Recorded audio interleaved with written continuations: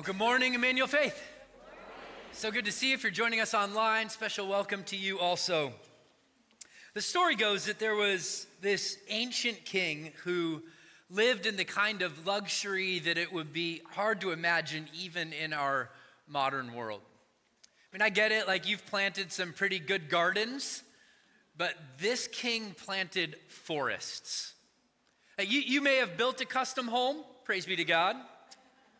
This king took 13 years to build his palace, and it ended up being 150 feet long, 75 feet wide, and 45 feet high. This is in the ancient world, an absolute masterpiece. I get it, you have a pet dog, great. This king had 4,000 stalls of horses for his chariots and 12,000 horsemen.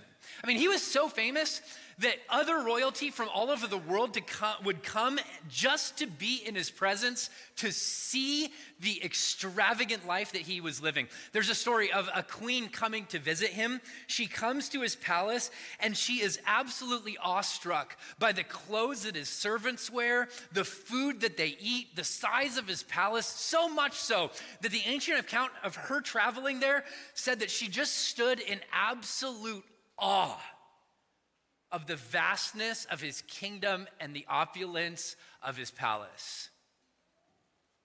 Now, article that LinkedIn did a few months ago said that if you were to have taken this king's wealth and rolled it into like modern day money, he would have been worth $2.1 trillion. So he reigned for 40 years, and each year he got 25 tons of gold. So if you were to rank the modern GDP of all the countries in the world, this king all by himself would be ranked number 11 in the world. Just for a little bit of context, the richest person alive today, his name is Bernard Arnault, and he is currently worth $215 billion, or should I say a measly $215 billion.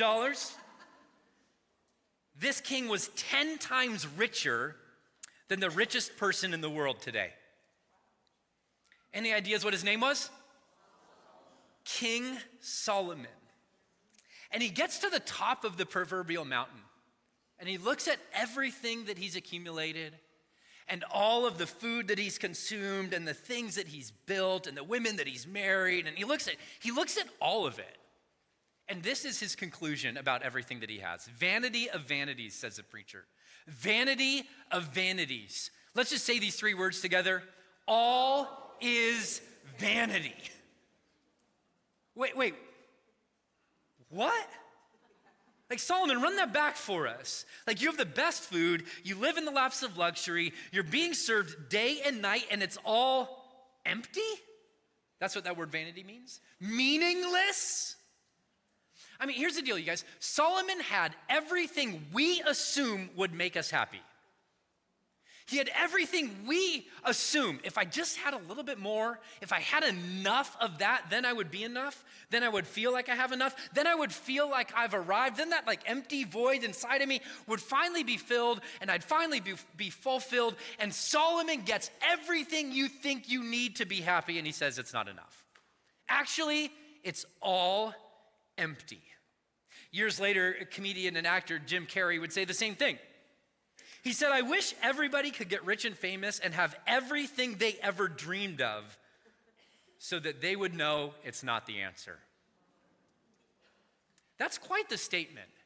He's saying the only reason that you think you might one day have enough to satisfy your soul is because there's a little bit more out there, and he says, nope, I've been there.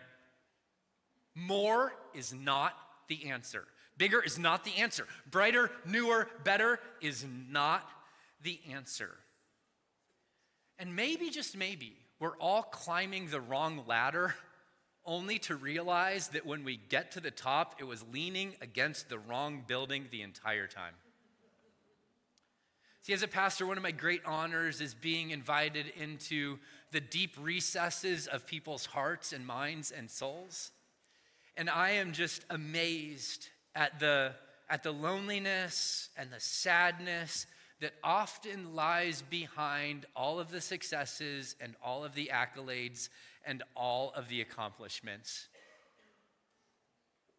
See, I think that apart from God, there is a latent sense of emptiness in every single one of us. And I don't think anybody outruns or escapes or achieves their way out of that feeling. I think apart from God, we walk through this life humming, I can't get no satisfaction. Or, if you want to have a little bit of a better band, maybe you sing, I still haven't found what I'm looking for. And we echo the ache. We echo that ache. We call it yearning, we call it thirst, we call it wanting, we call it hunger, we call it sadness, we call it emptiness, but there is a void inside of every single one of us that we are looking for a way to fill, and apart from God, we will never fill it like we need to.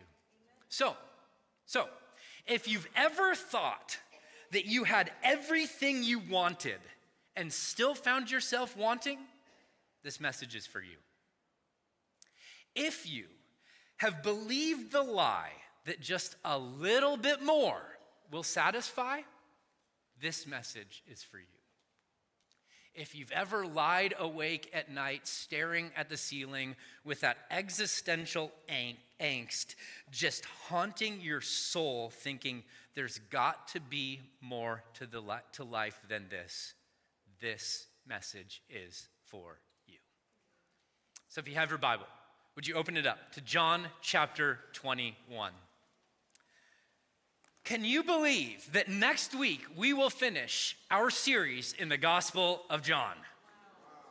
It will happen, friends, Lord willing. And yeah, let's just run it back. Let's do it again. I've just loved diving into this book with you. I hope that you have too. As we're finishing out this series in John, we're in a series that we're calling Back to Life, where we're looking at Jesus' resurrection and then 3 accounts that he has with his disciples after his resurrection. This is the third, and we're breaking it into 2 parts. Listen to the way that it begins. This is after Jesus has been raised from the dead. It says this. And after this, Jesus revealed himself again to the disciples by the Sea of Tiberias, which is also the Sea of Galilee. And he, would you say those 2 words with me? Revealed himself in this way. Now, if you were an author in the ancient world, one of the things you would do in order to make a point is repeat yourself. What word does John repeat? Revealed, right. He doesn't want you to miss that this is a story about what happens when Jesus shows up. We already saw Jesus insert himself into the disciples' fear. We saw Jesus insert himself into the disciples' doubt. Today, we're going to see Jesus insert himself into their emptiness. Simon Peter, Thomas called the twin, Nathanael of Cana in Galilee, the sons of Zebedee, and 2 other disciples were together. And Simon Peter said to them, I am going fishing. And they said, we will go with you, which, by the way, is really good because they were fishing with nets, not poles, and it's really, really hard to fish with a net all alone. Peter's still the leader of the disciples. He says it, and the disciples are like, we're with you, man. And they went out and they got into the boat, but that night they caught how much? Nothing. They are worn out and they are empty-handed. They worked their hands to the bone and had absolutely nothing to show for it. Anybody been there? Anybody, where you were like putting out your best effort, but it just didn't seem like it was enough? Like you feel like you are investing in the marriage and it doesn't seem like it's moving forward, or you feel like you have worked your tail off and you have saved as much as you can, but the finances just aren't enough to make ends meet. Or maybe you feel like I've been going to church, I've been praying, I've been reading my Bible, and chasing after God just sort of seems like I'm chasing after a shadow. Has anyone been there? Where you've just been putting down the nets and pulling them up, and there is nothing to show for your hard work. Good news. I am beginning to be more and more convinced, and this is sort of a personal journey for me also, that coming to terms with our own personal insufficiency and inadequacy is the very starting point of the genuine spiritual journey. It's the very place that we encounter God. So let me remind you that Jesus came for the sick, not the well. That Jesus came for the weak, not for the strong. That Jesus came for the unrighteous, not for the righteous. That Jesus came for the empty, not for the full. And that emptiness is the very place of encounter. It becomes the place of encounter. See, I've spent a lot of my life believing that if I worked just a little bit harder, I could fill that void. If I accomplished just a little bit more, then I would feel like I was okay. I've fished a lot of nights, came up empty-handed, and in the back of my mind believed I just need to fish a little bit harder. Which, by the way, how do you fish harder? Or like, come on, like boys, like pull it up harder. And I think it's a great metaphor for life. Because just working harder hardly ever works.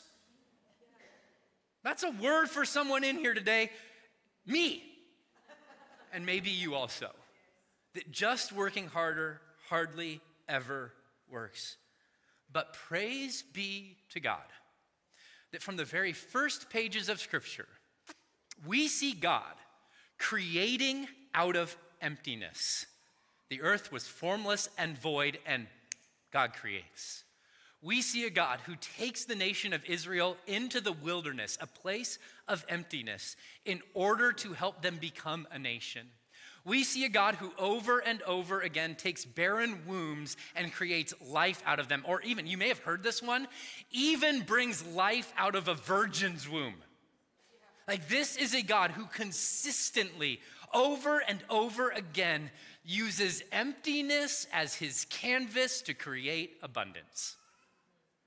So what if he wants to do the same thing in your life and in my life today? That's where the disciples were. It says, and just as, verse 4, just as day was breaking, Jesus stood on the shore. Now, just a quick time out. John's a poet, right? And so he's telling us, and I think if this were a movie, like the score would get dramatic. It would slow down, and you would see Jesus standing silhouetted on the Sea of Galilee shore, and behind him the sun would be rising, because John wants you to see not only that the light of this day is coming, but the light of the world is showing up. Jesus stood on the shore, and yet the disciples did not know it was Jesus. And Jesus said to them, children, hey boys, do you have any fish? Question, does Jesus know the answer to that question? Absolutely, yes, he does. It's sort of like when your dentist looks in your mouth and asks you, have you been flossing? My line back to him is always, Doc, I think we both know the answer to that question, don't we? And don't floss shame me, don't you dare, don't you? So they answered him, no, we don't. We got no fish. And he said to them, cast the net on the right side of the boat and you will find some. So they cast it, and now they were not able to haul it in because of the quantity of fish. And we'll go back and dive into the details, but I want to zoom out so you can see the story arc. The disciples have fished all night. They are exhausted. They have caught nothing. Jesus is revealed. Jesus speaks a word. They listen to Jesus, and then their nets are overflowing. This is a story about working hard and having nothing to show for it, and going to having your nets absolutely full. This is a story about God's favor and blessing in your life, a God who wants your life to overflow with good. This is a story about having fullness pierce your emptiness, because encounter with Jesus is the only thing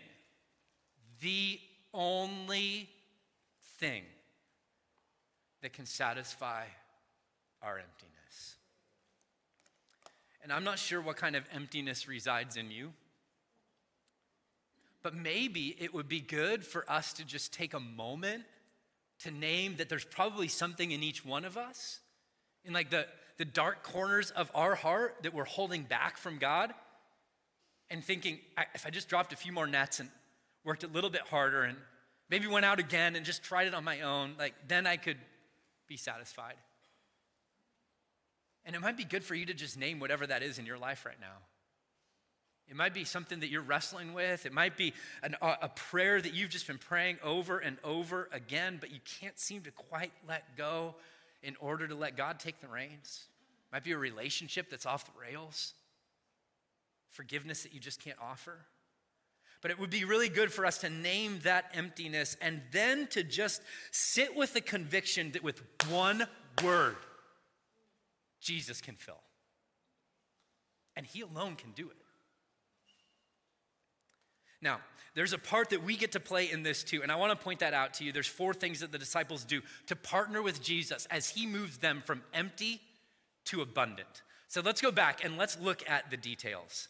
So Jesus says to them, hey boys, did you catch anything? And they're like, no, we caught nothing. And then Jesus says, hey, why don't you try the other side of the boat? Which is really interesting. I'm not sure if you know how boats work, but they float on top of the water. And sometimes they even turn on the water. So like the left can be the right and the right can be the left. And I don't know if you've ever realized this, but there's like no right-left compartment underneath your boat. Like the fish go back and forth. There's no wall separating them. Like, hey, what's the secret passcode to get from the right side of the boat to the left side? No, like if you've never been under a boat, here's what it looks like. And the fish are sort of like going back and forth, back and forth. And I say all of this just to say that this command is absolutely ridiculous. The boat is 7.5 feet wide. Not a lot of difference underneath between the left side of the boat and the right side of the boat. And I think what Jesus would say to us today is if you want to move from empty to abundant, then you have to have a posture of unconditional obedience. I'm challenged with this because I want to say to Jesus what I just said to you. Hey, Lord, that doesn't make any sense. Like if you could explain it in a scientific way and the neuroscience behind this, blah, blah, blah, blah, blah, then I'd be with you. And so really my obedience is conditioned based on my understanding, not what he's asking. We see this from the very beginning. The disciples, the very first time they encounter Jesus, they're on the same sea. They fished all night. They've caught nothing. They're repairing their nets so that they can go back out the next night in order to fish. He comes up to them on the side of the same shore and he says, hey guys, let's go back out and let's fish some more. And they're like, oh, come on, you gotta be kidding me. Like we just caught nothing in the best part of the night. And what are we gonna catch in the middle of the day? He asked them to do the ridiculous from the very word go. And do you know what they say back to him? If you say so.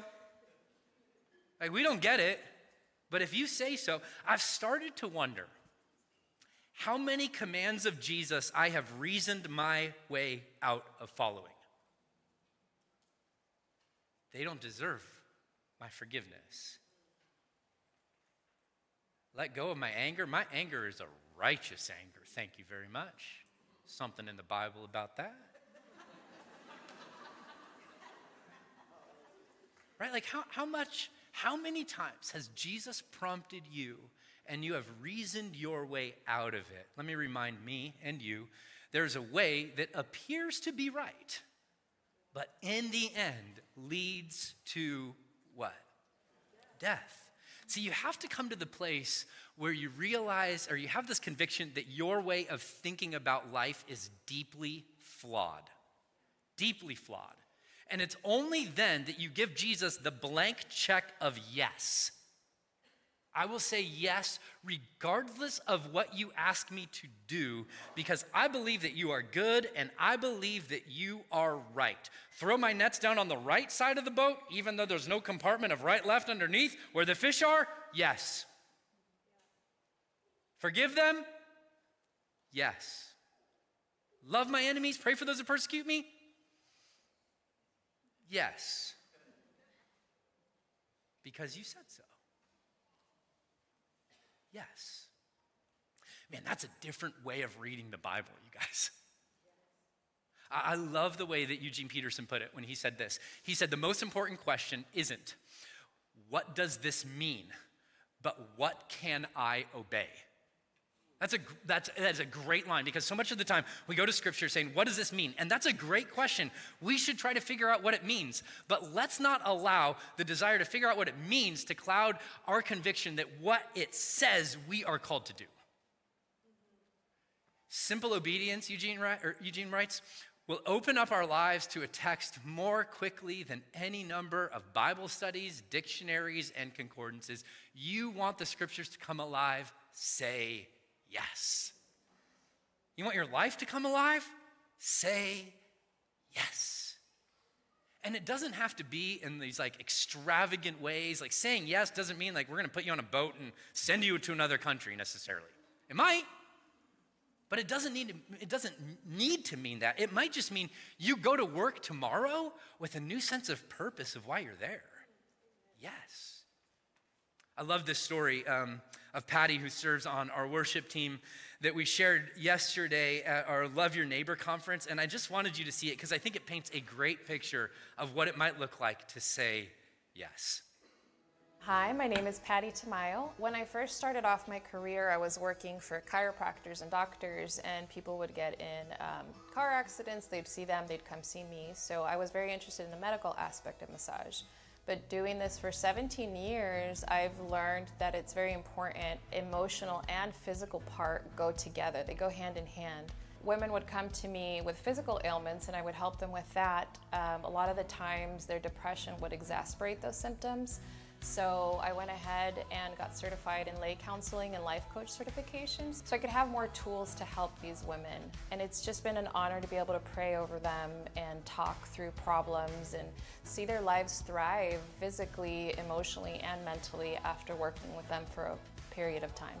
Well, as I work on people, I have developed these really beautiful friendships. I've learned that when I hear God speak, most of the time when I ask if I can pray over them, it's just very humbling, you know? Because I never thought that this career would lead to ministry moments like that, so it's been really sweet. It's been really just a beautiful career. I love it.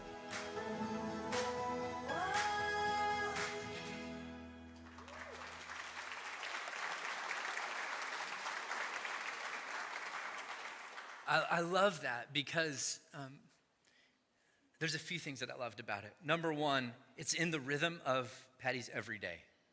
Number two, she's saying yes, and then, oh, maybe there's some training and there's some tools that I could get, and then she's saying yes, and maybe I could start praying for my clients and just taking my faith and conviction about the gospel into my everyday life.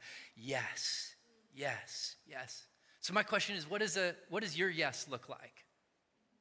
What does your yes look like? Maybe it looks like some form of confession or repentance. Maybe it looks like starting to deal with your stuff. Maybe it looks like admitting that you are in need.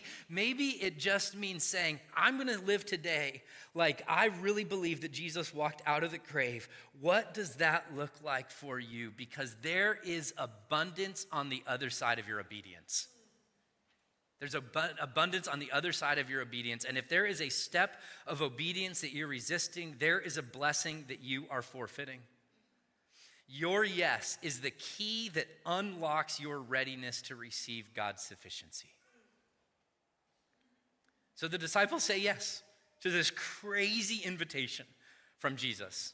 And then look at what happens next. The disciple whom Jesus loved, which by the way is John, the author, and he just wants to point out again, Jesus loves me. I said this before, but let's just imagine the other disciples reading his account, and he's like, he loved us all, man.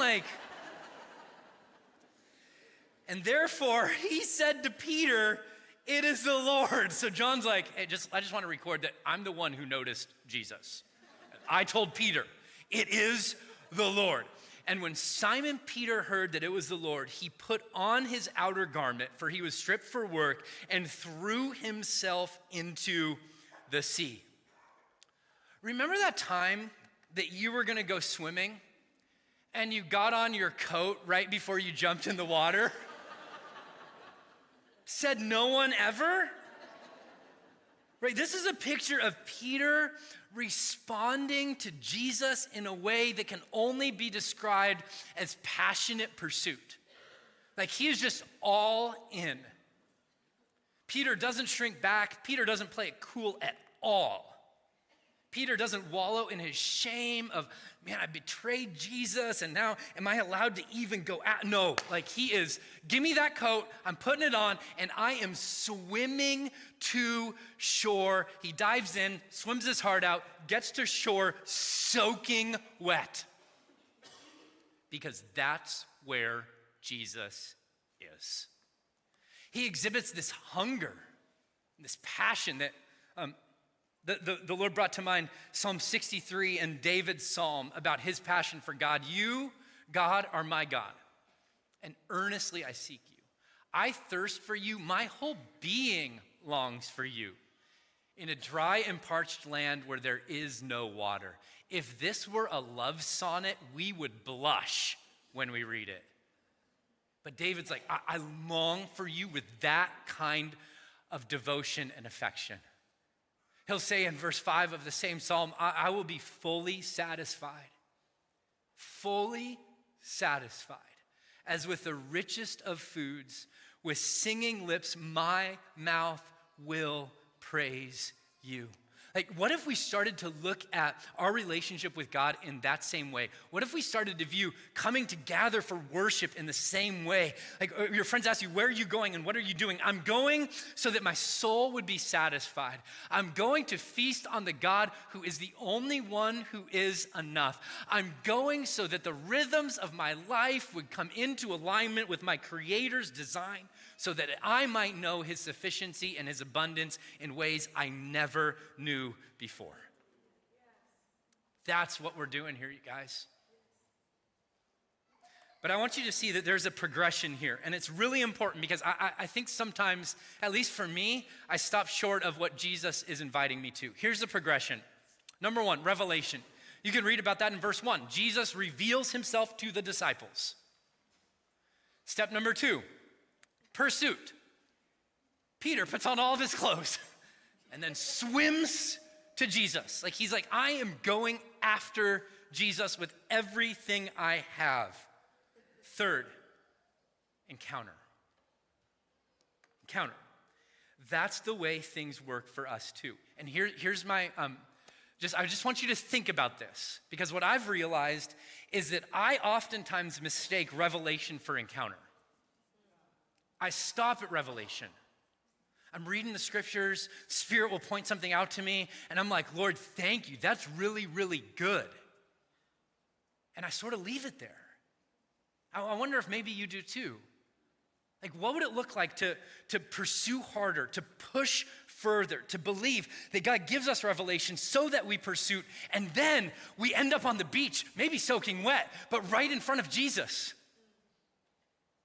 So the other day, I was at Trader Joe's, and I walked in the door, and there was this woman there holding a tray that had these little samples of spicy mango lemonade on them. Praise be to God. I took that like half-ounce drink, and the Shekinah glory of the Lord filled Trader Joe's. And here's what I did not do. I did not go, praise be to God, and walk out the door. I went, I have got to find the sweet nectar of life. And I went back to where they keep the drinks, and it wasn't there. And I found an attendant, and I'm like, where is the nectar of the gods? And they're like, what do you mean?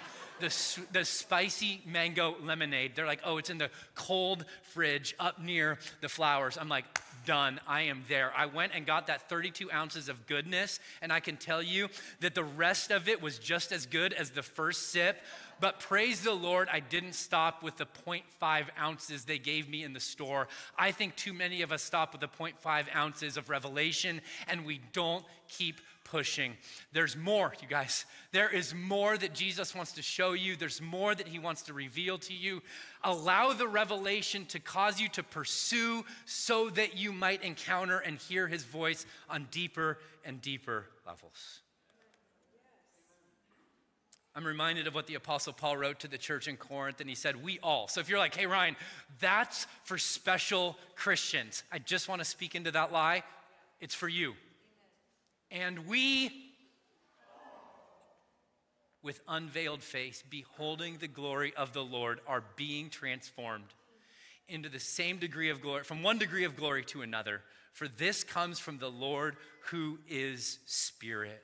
See, we behold, and that is the place that we become, but we have to allow revelation to drive us to pursuit that eventually will end in encounter.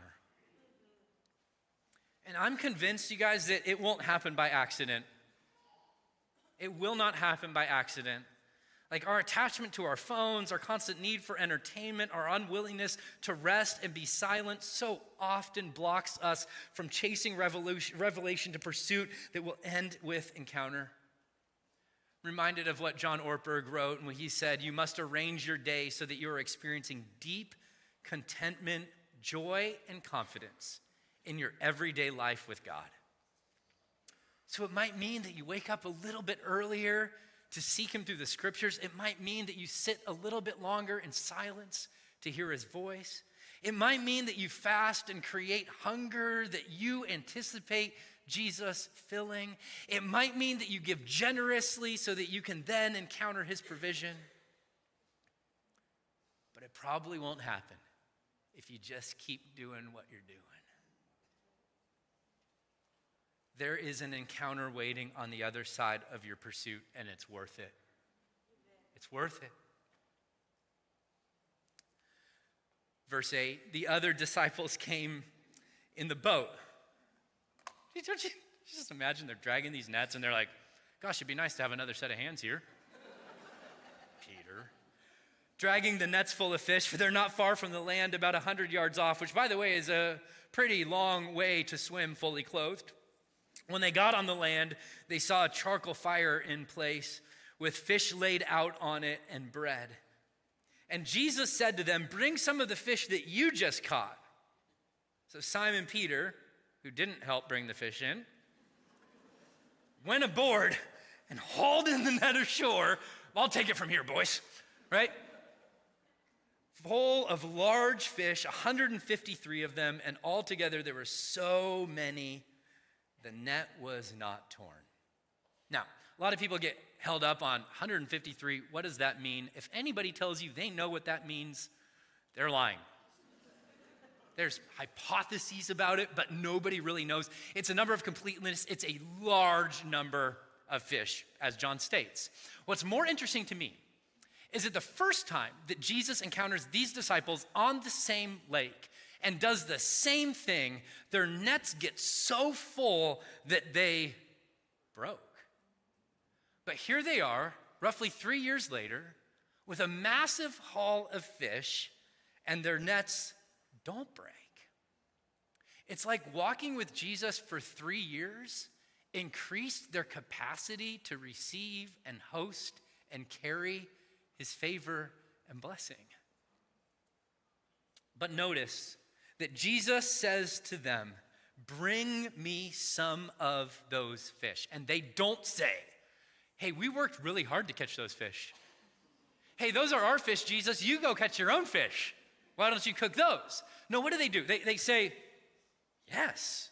See, there's this posture of willing surrender that's part of moving from empty to abundant. See, we see a call to obedience, a call to passionate pursuit, but then a willingness to say, Jesus, whatever is in my hands, you can have. Which is often counterintuitive. We think if we're going to move towards abundance, we've got to protect what we have. And Jesus says it's just the opposite. You want to move from empty to abundant, surrender what you have. Give it to the Lord, and he will multiply it.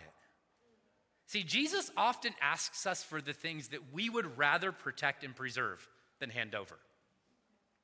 My friend and one of our worship leaders, Jean, she's working with her young son. His name is Jojo, and they live in this place where he's able to capture all sorts of critters, right? Like lizards and frogs. And he loves bringing them inside, and he creates little houses for them that he hides from his parents, Jean and Lewis, and so that he can keep them as pets, right?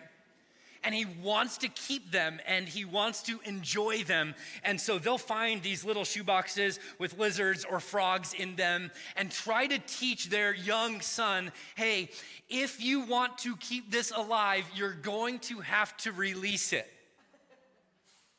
And I think Jesus wants to say the same thing to us. Those things that you want to protect, those things that you want to preserve, those things that you want to hold on to so tightly. If you want them to live, you have got to release them. And by the way, you are releasing them to the one who gave them to you in the first place. Like the disciples have to be well aware at this point, the only reason they have a net full of fish is because of Jesus. They are no longer under the illusion. We worked hard for this. We earned this. We did this. No. All of that illusion is stripped away. Jesus provided it. And I would say that about everything that's in my life and everything that's in your life. If you have it, Jesus provided it. So what does your willing surrender look like today? Here's the last portion. It says this, verse 12.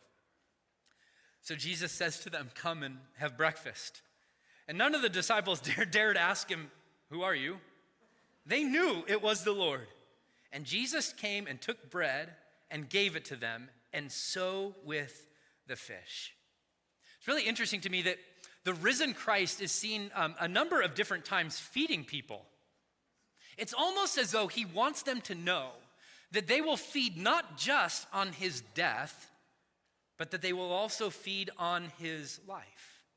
He wants them to know, I am the good shepherd, and I want to lead you to streams of living water, and I want to feed you, and I want to lead you into the green pasture so that your soul is satisfied. And the disciples' posture is simply one of joyful, hands open, hearts open reception.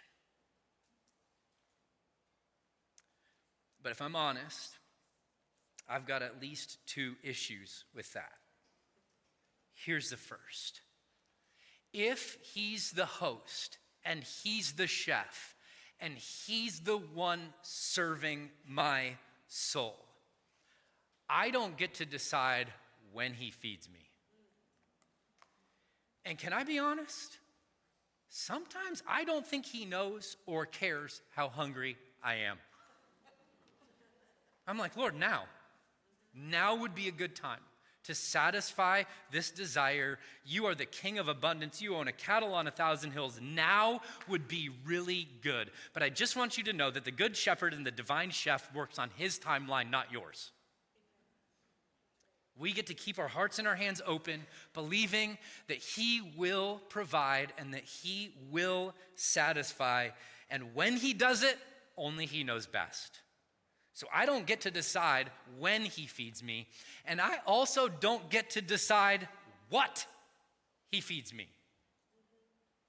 And I'm quite convinced that there are things that Jesus is feeding me that are becoming, shall I say, an acquired taste. Anybody want to, you with me on this? Like things that you didn't like at first that you find yourself going, oh, Brussels sprouts. You roast them and put enough glaze on, balsamic glaze on them, they're okay. I mean, things like patience, right? Things like God building character and hope through perseverance in suffering. Man, he's making me eat my spiritual vegetables, and I know it's good for me, but there are some times where I would like to say, hey, God, can we talk about what I'm eating here? Because I'm not sure I love it.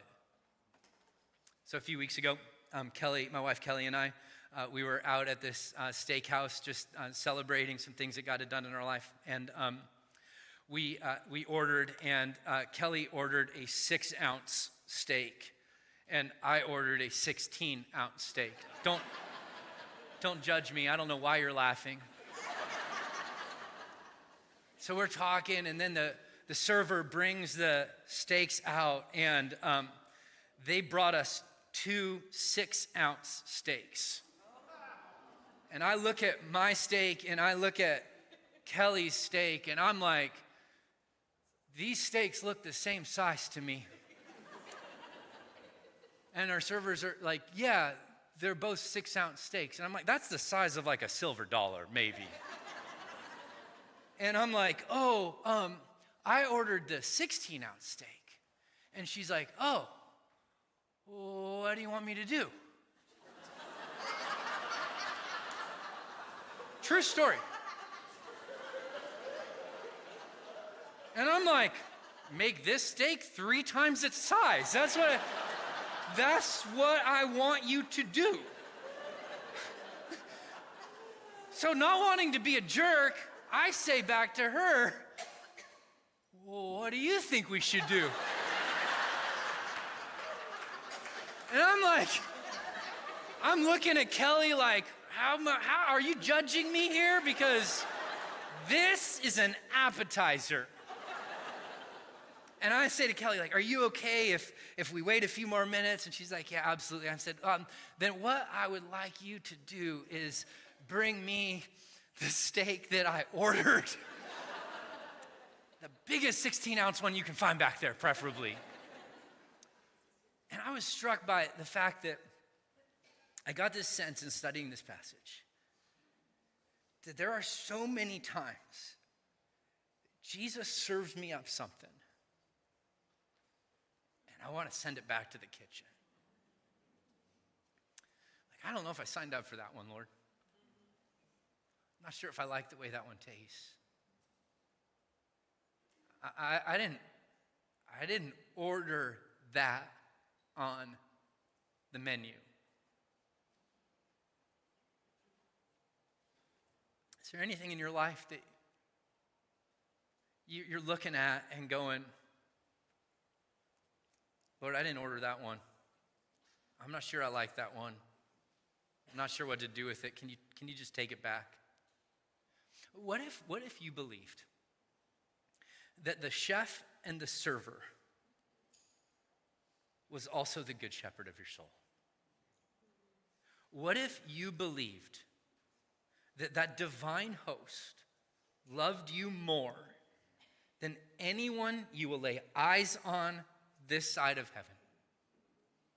What if you believed that he had your good and your joy in mind every time he shows up at your table?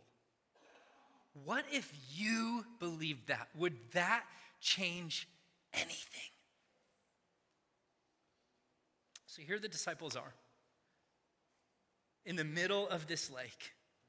After fishing all night, they're frustrated. They have absolutely nothing to show for it. They're empty-handed. They are worn out. And then Jesus. And then Jesus shows up with an absolutely ridiculous word that leads to their favor and his grace and his love being poured out. Friends, this is the journey that he's inviting each one of us on. One where we say yes before we even know what the question is. If you're asking, I'm in. I don't have to get it to obey. One where we say, I'm gonna chase after you, Lord. I'm gonna allow the revelation to drive me to pursue so that I can encounter. I don't want to settle for the appetizer at the door. I want the feast and the banquet that you've prepared. I want it all. Further up, further in. I want it all, Lord. Everything that you want to give me, I want it. And then, God, I'm willing to give you everything that's in my hands because I believe that you are better at taking care of it than I am. And whatever you want to give back to me, to pour into my life, I will do my best to joyfully receive it because I believe that you are a God who wants to move me from empty to abundant. So what are the empty nets in your life? What are the wilderness voids that you sense in your soul that Jesus today wants to speak a better word over? This was the third time Jesus was what? Revealed to the disciples after he was raised from the dead. And since Jesus is alive, we can live fully satisfied. So can we be so bold today as to name our emptiness?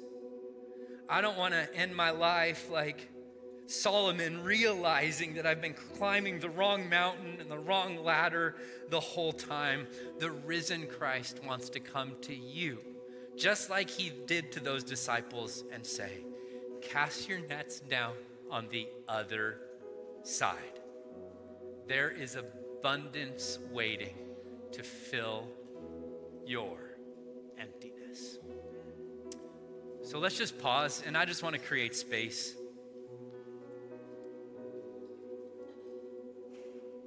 for the Spirit of God to work.